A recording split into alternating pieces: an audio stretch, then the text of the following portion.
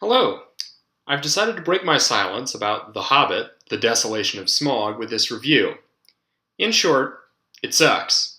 Just as much as the first overblown Renfest musical and the putative trilogy, but for different reasons. The first movie, An Unexpected Journey, was a talky 3-hour preamble to the middle part of a children's story that was never intended to be described as epic, filmed in absurd high-definition video that made my head hurt. This film suffers from many of the same issues of pacing as the first one, except that Peter Jackson added in a whole bunch more shit that just wasn't even in the book.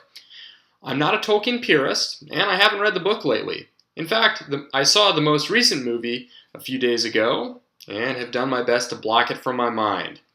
But the awful feeling of seeing a book I loved in my childhood being reworked into a glorified waterslide promo is a little too hard to shake. The Hobbit is no match for the Lord of the Rings trilogy in terms of gravity or literary heft, but it does take the fairy tales and mythology of Northern Europe and distills them into a fast-moving, entertaining narrative, which is easy for children to understand, yet which contains the mark of the truly mythic. It's literary, in other words. This film, on the other hand, plays very much like a very high-budget porno, with CGI action scenes as the proverbial money shot. High-definition 3D ruins the work of the makeup artists, making all the actors appear very much like putty-faced nerds at the Renaissance Fair. The light is artificial, the costumes look more like cheap felt than a movie this expensive should. I think this is the fault of high-definition 3D, which I think only works if everything is CGI. Tolkien's antagonists are genre makers. In other words, the reason we see giant spiders in movies is because Tolkien brought it into narrative. But the difficulty of making them appear like the archetypal classic monsters that they are instead of derivative is really apparent. I mean, a dragon, giant spiders. These are the things where you're like, if you're playing a video game, you're about to fight some spiders, you're like, I gotta fucking slay all these spiders. And it definitely just looks like that, unfortunately. Nothing is really that memorable. I mean, those spiders, for instance. The padding is obvious down to the pacing of even action scenes. So fast-paced action scenes have, like, way more beats than even make any sense. Bilbo gets free from the web. He goes to save the dwarves.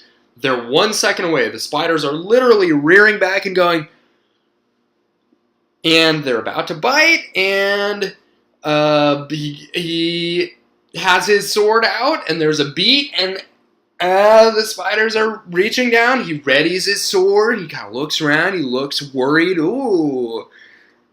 There's another beat. The spider, he's got his ring on so he can understand the spider speech. The spider goes, "Now for a little taste." And then there's another beat, and then Bilbo finally does something, and he fucking throws something at them, and they all turn around, and there's a beat while they look, and they kind of, oh, what is that, in the darkness, and they can't see him because he's wearing the ring. And then there's another beat, and they go, oh, forget it. And they go, and then Bilbo hits one of them with a sword, then they all find some reason not to bite, and then they go, now I plan to eat you.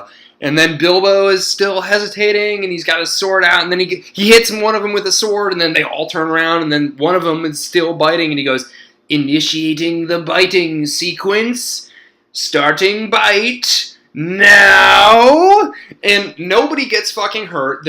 They make it look so menacing. There's like fucking 15 enormous spiders that have them all completely trapped, and they're all rearing back as if they're all about to bite and suck the vital fluids out of these little fucking dwarves, and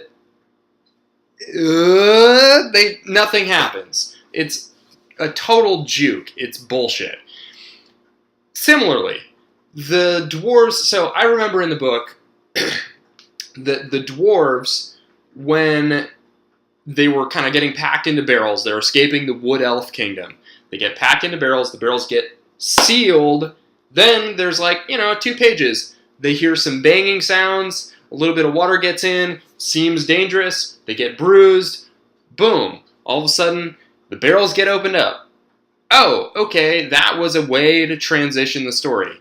Now, I was sitting there and I was like, man, if they find a way for those dwarves to talk and say comical things to each other while they're fucking sealed in a barrel, I am going to lose my shit. And of course, they're in open barrels. They're out, we're in water slides, so they're all cruising down the river. Everything is totally safe. You're in an open motherfucking barrel.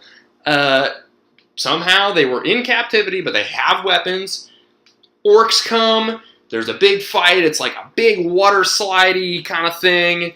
It's what the fuck? They get bottlenecked behind this gate, and I swear to God, there was going to be like a little subtitle like "Tap A to break the gate." It's why is Legolas there? Legolas comes out. He's fucking hopping around the way he does. Orlando Bloom, by the way, is just a complete wooden-faced doll person. I don't understand how anyone can imagine that this person is an actor. I guess he's got a body double who does all this parkour shit where he's jumping around. So I'm having a hard time even seeing how his face couldn't have just been sort of, CGI screened onto somebody's body. There's an elf chick who doesn't exist in the book who is like falling in love, but of course it's a totally sexless movie, so instead of banging it out like they should have done, this entirely fabricated elf chick, and of course, it's all fabricated, I get it, but there's no viable plot reason except to shoehorn some sort of vague love interest, which, believe me, that's not going to get any preteen hormones going. Everyone is bored sick by the non-chemistry. It's like the one dwarf who doesn't have an absolute shitload of makeup on his face. Yeah, all the dwarves are basically irritating and uncharismatic. It's like 12 versions of Jar Jar Binks. Fat, smelly, bearded versions of Jar Jar Binks. Everyone's got their fucking little thumb through the sleeve or whatever because they're fake medieval. Everyone generally looks, it's a very Renfest vibe. So not actual, and Renfest now, not Renfest back when it was medieval nerds who were trying to show people how people lived in the Middle Ages. It's like modern World of Warcraft, non-medieval. Everything is just so faux. Anyway, Martin Freeman, and the one thing I have been having a good time with is pretending that Morgan Freeman will replace him. He's basically rehashing Elijah Wood's kind of nauseous turn as Frodo. So, Frodo's, oh, the ring, ooh, he's essentially, he doesn't really get given any good lines. The plot moves at a very slow pace without him, around him, but he's basically an action figure. Peter Jackson kind of, you go into the dragon's chamber.